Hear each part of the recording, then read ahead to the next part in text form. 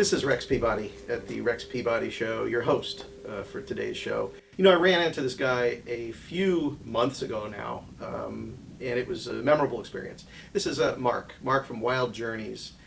Mark is a van lifer. He does live in the Orlando area, and he's going to be taking a pretty big trip.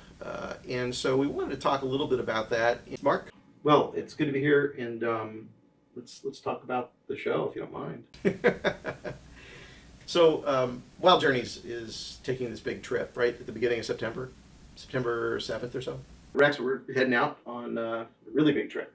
And we're leaving Florida. We're heading basically to Tennessee, South Carolina, South Dakota, Minnesota, back down to Boise, Seattle. From Seattle all the way down to Big Sur, Yosemite. We're going to see redwoods, sequoia. We're then going to try to shoot over to the North Rim of the Grand Canyon, Taos, Albuquerque, then of course New Orleans to kind of decompress. I don't know if you can decompress in New Orleans, but that's the plan. Right. How many parks and states are you going to be traveling through? Have you even counted the number? Wow, that's a good question. It's funny, I've not counted the number of parks, but it'll be at least a dozen major parks. National and state parks, national forests. The states, we're going to hit a ton of states. We're going to cover the Southwest almost entirely, including Four Corners, where, we intend to be in 4 states. I'm using my feet there. 4 states in each quadrant. It should be fun. Maybe create something like the 4-state dance. I don't know. It's got to be long in the planning, right? You don't just decide you're going to go in a month prior. What kind of planning has gone into this thing? That's a question I'd ask, Rex. Yeah, I've been planning for 2 years, trying to prepare for the unexpected. If you're not home and you don't have your favorite mechanic, or you're in a place in the country that doesn't have the type of food you eat, that's all planning. Medical supplies, toiletries. In about a week, I'm going to go to the Dodge dealer and have the van taken a look at. New oil and a final inspection. Everything from the spare tire inflation to rotating tires and just giving it a good look over. Now, you converted a white van. You want to explain that? Yeah, it's a converted white van. It's a 2018 ProMaster. High top, 159-inch wheelbase, and this thing is... it's awesome. And I did it all myself. It was a plain white van, as you mentioned. And now it is a van that's capable of being far more than a tent. It has everything from heat. It has great ventilation, and we're traveling, in the fall, so that shouldn't be much of an issue. But it's got, water, a toilet, everything you need to travel as comfortable as you can, but also get as close to nature as you can. Maybe if you can do this, I don't know if your editors, but put something up there or up there where they can click on it, so you can see the van tour on Wild Journeys. So I think a lot of the people listening want to know what type of things you buy. If you're on the Oregon Trail and you're heading west in the mid-1850s, you'd have a wagon full of rations. What do you do in 2022 that makes things different than 1850? Supplies, yeah, it's different than 1850, right? If you're on the Oregon Trail, you've got horses to worry about. You hope you find good water. You've got rations in terms of food. You may have some medical supplies, but you're dealing with wooden wagon wheels. You're dealing with things that can break. Same type of experience doing this type of van, travel in a van. But, we prepare for all those things. And it's unique in a way. You're having to make sure you have necessities of life available.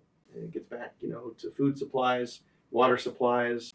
I see you've got a number of cameras here. How do we charge things? I do have solar in the van, got 400 amp hours of solar available, running water. I have those type of things, and I've got tools and things that I'll need in case something does break. In a way, it's a romanticized idea of being on the Oregon Trail with nothing more than a canvas over your head, wooden wheels, very little suspension. I'm excited about that. Do you boondock? I know that's a big thing. What kind of reservations do you make? Parks, hotels? Tell us a little bit more about how you travel. Well, Karen will be joining me. That's my partner in life. Karen, I will be helping, sharing the driving duties and everything that we do together. We'll both share with navigation and researching as we go along. You can only, plan and research so much. There's always the unexpected. A few things that I do. One of them is, I bought this handy road atlas. They're pretty cheap these days. Everybody uses phones. But what we found is you can basically mark areas on this map, and you can put little notes and things to yourself, places that are going to be close in proximity to the highways you're traveling on. And that makes the trip better. You know, if you're traveling through a beautiful area and you don't know it's a national forest, or for that matter, a state park or area that's been set aside, you see it on a road atlas. I'm going to be meeting with friends along the way, probably staying at their place. Does that make the trip different at all in terms of how you prepare? We intend to visit a number of friends along the way. Karen's got some friends in Nashville, in Boise, and in Taos. We have a mutual friend in Austin. Mark, we'll see you soon. And my uncle is in Seattle. I'll be spending some time with him, enjoying some salmon and some birding, and enjoying the Northwest. We're excited about the people we're going to see. We will be boondocking. We'll be doing a lot of camping, and an occasional hotel along the way. You know, I mean, you're sitting for hours and hours. Sometimes I imagine 10 to 12 hours. It's got to take a toll on your body, right? Big deal. I mean, when you're traveling, you're on your rear end for upwards of 10 hours. I like eccentric type of exercises, resistance training, and that helps me stay in shape. I am 56, and it's not as easy as it was. I can't get up in the morning every day and just live life and feel good. You know, a toll's been taken.